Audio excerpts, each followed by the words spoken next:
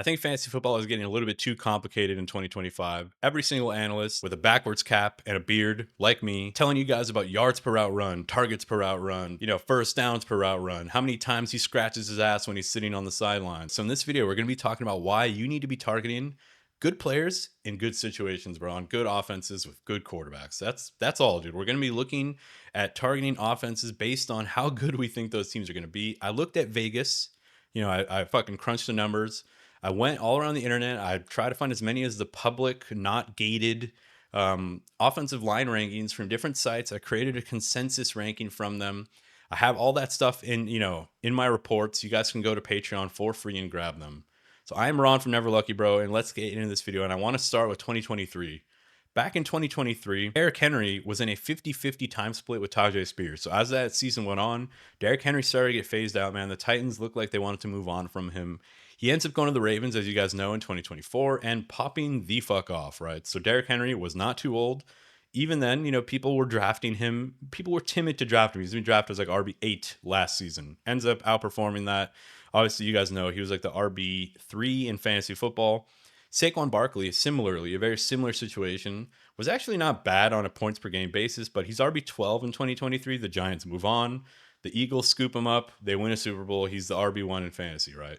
Josh Jacobs, very similar, bro. He's RB27 in 2023. Fucking goes to the Packers. Packers are a great offense. He becomes the RB5. So we see older players who are in bad situations go to good situations and start popping off, bro. I want to show you guys this chart. This is from Hayden Winks over at Underdog. They recently created a video called Draft Good Players from Good Teams. I'm trying not to copy them, bro. I want to give them credit. I'm trying to build on that and use that as a part of a broader research that I hope you guys will be down to help me with, potentially give me some ideas how I can better approach it. But in this chart, he looks at projected points in 2024 compared to actuals. And he creates a little bit of a thesis or a common denominator on why that happened.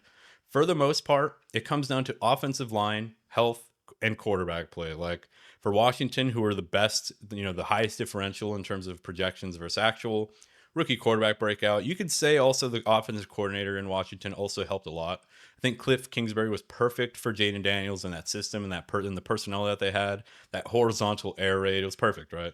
But for the most part, we see that elite offensive lines usually leads to, outproducing projections and outproducing their potential. So, and then, similarly or consequentially, down at the bottom, the teams that severely underperformed, they had bad offensive lines, bad quarterbacks, a lot of injuries to their team and to skill positions, quarterbacks, all that kind of stuff. But O-line is essentially the common denominator. That's the thesis that Hayden Winks comes away with.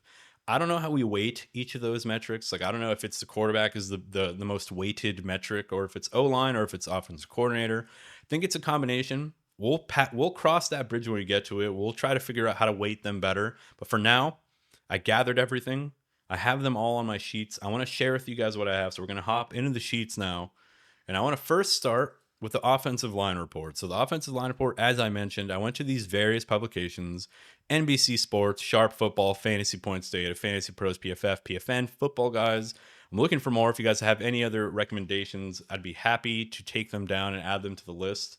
But the consensus is here. So I just averaged them. So you're going to see some repeats. There's like no number 2 because there's a couple of 12s anyway, this is essentially the rankings. I then took this and I added it to my master projections sheet, which I created. It's essentially just all the teams by division, what their Vegas win losses are, how many games are favorites, what's their points for versus points against, the differential, strength of schedule, the offensive line rankings that I took from over there, who the quarterback is, how many pass attempts they're projected for based on Mike Clay.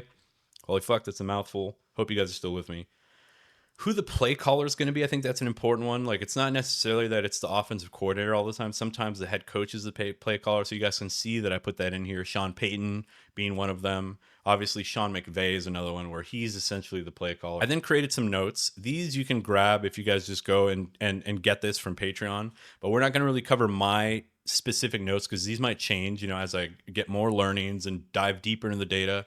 All this stuff's going to change. I'm going to give you guys my takeaways. Basically, like, all right, based on all this stuff, you want to be drafting Jalen Hurts at his value. You want to be drafting Saquon Barkley. You want to maybe fade the wide receivers, fade the tight end. So we need more data, right, before I can really create accurate notes that you guys can actually use in your drafts. But for now, I'm going to talk about some of the learnings that I've gotten from this, basic research that I've had, just like the broad takeaways, right? So what I essentially did is I wanted to find good passing situations. And what I did to start, this is just the starting line, is to sort by pass attempts, sort by projected pass attempts. Once you have that, I then want to look over and see, all right, which of them have a good schedule, which of them have high points for, which of them have a bad O line. And the Bengals stood out right from the beginning. They have a bad offensive line, they have a bad defense, they have, high pass attempts. It's going to be a Jamar Chase, Higgins, Joe Burrow show yet again. It gives me a little bit of trepidation or a little bit of hesitation in drafting Chase Brown. I know a lot of people love Chase Brown. I'm also very high on Chase Brown this year, but I'm just slightly concerned that the offensive line is going to be so bad. They have a fairly difficult strength of schedule, a very bad defense. This team might be in shootouts. This team might be playing from behind often, which is going to yield a lot of fantasy gold for the pass catchers for Joe Burrow.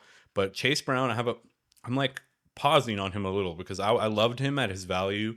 I love him as a dark horse RB1. But then when I see this kind of stuff, it makes me a little bit nervous, right? It makes me hesitate just a little. Like I need to dive deeper. Let me know what you guys think in the comments. If you guys found any other metrics or any other like data points as to why Chase Brown will outperform this stuff, there might be other things I'm not looking at. But moving on now, number 2 on this list, the Kansas City Chiefs, for obvious reasons. They were a team last season who squeaked out a lot of wins. Their defense really carried them. And you can see here that the projections kind of reflect the same thing. They're favorites in 13 games, but they're only projected to go 10-7. 427 points for, but not the best offensive line. So 18th ranked offensive line. This is a team I think is going to pass the ball a lot. I think they're not going to be able to run the ball as effectively as they would like. Their defense is going to keep them in games, but they're a team that I think they're going to pass the ball a little bit more. They're going to try to establish a run, but they're going to maybe struggle to. That makes me a little bit higher on guys like Worthy, like Kelsey even, who's going really late. And then obviously Mahomes. I think he can actually turn it around.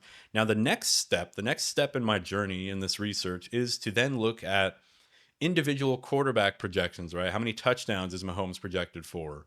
Then that'll give us a better idea of, all right, if he's projected for a lot of touchdowns, a lot of pass attempts, but the O-line is bad, then maybe we can say, okay, maybe we can move Worthy further up our rankings. So that's kind of the thinking behind it, just to let you guys know. If you guys want to stick around, make sure you like, make sure you subscribe, and you will catch those videos, dude. The notification bell is the best way to get those videos. At the moment, YouTube is kind of weird where you just won't see some people's videos sometimes. But in any case, back to the video. The Vikings are the next team.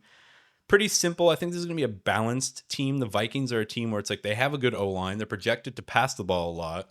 They have a tough schedule. They're not projected to score a lot of points. And they have a rookie quarterback. So it's like, ooh, maybe they lean on the run early. Maybe it then opens up as the season goes along. They're projected to win a lot of games. So, the NFL still likes them. I think it's going to be lower scoring, tighter games. They're going to lean on Aaron Jones and Jordan Mason early. I would temper my expectations a little on Justin Jefferson and Addison. I don't think these guys are going to be in the type of situation that like Jamar Chase was last season, right? Or T. Higgins, right? I compare both of those guys to T. Higgins and Chase. So I don't know if Justin Jefferson can have a Jamar Chase type season. Alternatively, I don't know if Addison can have a T. Higgins type season. I think I would temper my expectations on both of them. The Dolphins are a team that really intrigued me based on these stats. Basically, high pass attempts, decent scoring, so they're over 100 points for on the season. Kind of pretty bad defensively. Points allowed, they're projected to give up quite a lot of points, almost 400. They're only projected to be 8-8. They're only favorites in 8 games. 30th ranked offensive line means, dude, I'm a little bit worried about the run game there. I'm not necessarily worried about Achane. I think Achane can outperform that O-line. I think he's like a pass catching back mostly. But that makes me super, super fucking excited for Jalen Waddle and Tyreek Hill. And, maybe the 1.5 games that Darren Waller ends up playing, right? Because this Dolphins team, Mike McDaniel's a very good coach, bro. He's a coach who comes from the Shanahan tree. He knows how to get his, dynamic, explosive players out in space. And if the O-line and the run game is really bad, I don't know if, we're going to be able to lean on the run. I think they're just going to be a pass-heavy team. Hopefully, dude. That's the type of Miami Dolphins that we all like. The Cowboys are another one that I really like. 593 pass attempts. And then red across the chart, dude. Bad O-line, bad strength of schedule, bad differential. They're projected to give up more points. They're not projected to score that much, but they're also not horrible, right? 398 points for. That means they're going to be a competent offense. I love the Cowboys. I love George Pickens. I love CeeDee Lamb. Both of them at cost. There's two of my favorite draft picks. Even Dak Prescott's a smash. I would fade the running backs. Just stay away. We don't even know who's going to be the lead back there. So that does it for good passing situations. Those are the players that I like, the passing situations. I like the quarterbacks. I like the wide receivers. Let's now talk about running backs, man. And to find the best running backs, very simple again. I just essentially filtered by O-line rank from best to worst. I'm going to give you guys my thoughts. So the Philadelphia Eagles, no brainer. Jalen Hurts projected for about 12 rushing touchdowns in 2025. Saquon Barkley, he's him. He's coming off an RB1 season. A little bit worried about the volume and the amount of work that Saquon Barkley got last season. Usually we don't really see a repeat of a running back being able to repeat an RB1 season like that when they get that much volume. So that's a little bit concerning. But the next team is very interesting to me. And it's the Denver Broncos, bro. Ranked O-line. Third ranked O-line. You know, decent in points for, really good defense, a strong differential, you know, a middle of the pack, exactly strength of schedule. I like this team, man. Bo Nix, 557 pass attempts. So he's not projected to be like a high pass volume player, but he's also not bad. He's not in the red. So this is a team, bro. I like the value across the board, bro. I love Harvey and Dobbins at their cost. I love Bo Nix. I think he's going to be potentially a top 6 quarterback this season. And you can get him in like the 7th round. Man, I might even be down for like a guy like Marvin Mims, man. Especially if you're in any type of super flex league. I love Marvin Mims. I think he's a guy that can just explode any given week. I think in redraft, I'm a little bit more worried about him. Just, you're never going to know when you could start him. I guess in games that they're not favorites, that's probably when you'd want to throw Mims in. But, you know, Cortland Sutton at cost, Marvin Mims, Harvey, Dobbins, love it. The Lions, literally everyone, just draft both the running backs and the wide receivers. They're just projected to be such a good team all around. They have a tough schedule. So maybe you lean a little bit more toward Jahmyr Gibbs. You move him up slightly. I don't know yet. We need to look at some more data, as I mentioned. The Ravens, similar reason, bro. Let's talk about the Bucks first. Bucky Irving and Rashad White are probably my 2 favorite values in all fantasy football in 2025. Just look at this, dude. 5th ranked O-line. 5th ranked strength of schedule. High in points for. Pretty decent in points allowed. A good differential. A good offense. A good quarterback. Good wide receivers. This team might dominate, bro. This team, the Tampa Bay Buccaneers might actually be cooking in 2025. Irving and White are just so phenomenal at their costs, as well as Egbuka, as well as Evans. Just draft everyone, but with, you know, a huge preference to the running backs there for sure. Rashad White's somebody that I hope I leave all of my drafts with. I just think he's going to have a role the whole season, and if anything were to happen to Bucky Irving, he's immediately back into the old role he once had, which was, don't forget, a 1,500-yard running back. So moving along now to the Ravens. Lamar Jackson, Derrick Henry, value picks yet again. We need to be drafting them higher, bro. I don't know why we're disrespecting Derrick Henry yet again, but the 6th ranked offensive line, a pretty tough strength of schedule, but I don't think that really matters very much. You know, high in points for, good in points against, a huge difference. They're going to have the ball. They're going to have time of possession. They're going to be grinding teams out. They're going to be up by multiple scores. You know, Derrick Henry might not even play in the second half, but he might not have to. You want to smash both Lamar and Derrick Henry at their costs. And consequentially, man, I think we need to be fading the wide receivers. I think Zay Flowers, Rashad Bateman. Bateman is a decent value at his cost, but I think Zay Flowers, I'm kind of off of him this year. I just don't think there's going to be enough pass volume, right? Like Lamar Jackson's probably last in the NFL in pass attempts. I think 471 is last. So that's something I'm not very excited about. Now, we can keep going down this list and keep looking at teams and find value later, like the Rams, you know, who are green across the board, the 49ers with their strength of schedule. But I want to just cut this video short. I want to talk about the Bills real quick, because the Bills, there's some sneaky value with the Bills, man. James Cook is going way too late, because the Bills are projected to have the 6th ranked offensive line. They're projected to score the most points in the NFL. Josh Allen is not expected to throw the ball very much. So there's something wrong here, bro. And it's either James Cook or it's maybe Ray Davis getting more work. I don't know, but I think we need to be drafting James Cook. We need to be making sure we draft Ray Davis at his cost, especially if you have James Cook. And Josh Allen, dude, yet again, is just such a good value. if you're going to take a quarterback early, Josh Allen, Jaden Daniels, Lamar Jackson, these guys that have rushing upside that are going to get a lot of rushing touchdowns, rushing yardage. These are the types of quarterbacks you do want to be targeting. I think that does it for the video, man. As I mentioned, this is the beginning of some research. This is the beginning of me creating a little bit of a criteria or a metric to try to create better rankings so that we have better takeaways of how we want to approach drafting.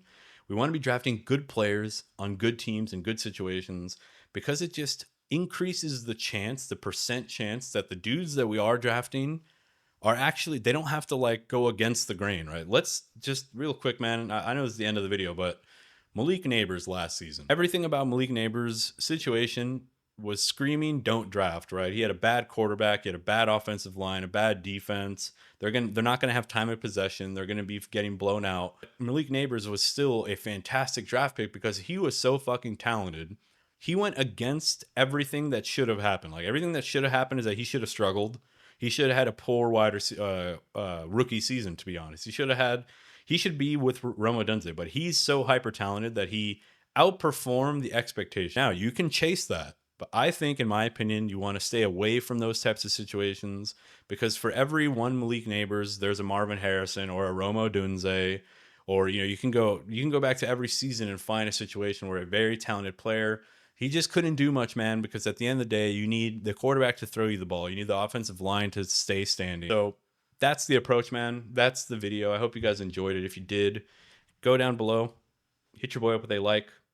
A subscribe is the best way to catch my content if you are new and you want to see more of the stuff moving forward. But I'll catch you guys in the next video, man. Peace.